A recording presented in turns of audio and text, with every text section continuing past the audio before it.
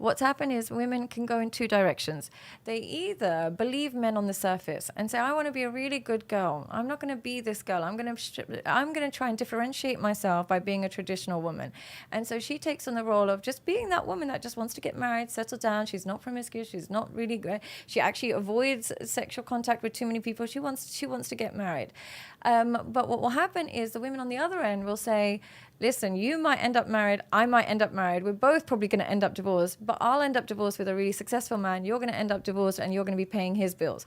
And so the promiscuous women have learnt the tricks a lot better, because when you speak to the average earner, chances are he's going to be with an average woman who's not, an OnlyFans models. But when you speak to men who are in the millionaires and billionaires range, they only go for women who are like this. They select this, and this is what scared me the most. I think this is where I became a bit jaded. As I increased my popularity online, naturally my prices increased. So I used to be dealing with men. I was at like $50 an hour at one point when I first. So I was dealing with the average man who comes home from work and has the average problem. As I started dealing with the more successful man, as I grew and I started dealing with more successful men, I learned very quickly successful men, particularly if they had money young, and they reward the worst women. They reward women who, even when you look at rappers, if you look at rappers and who have both money and looks, usually they take care of themselves.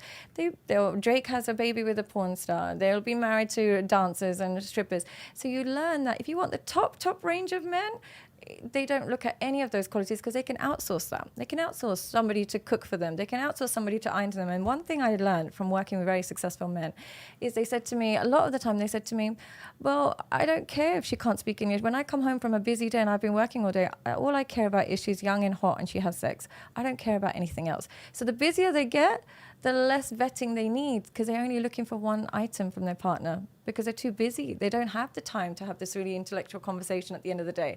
They just want to get to bed.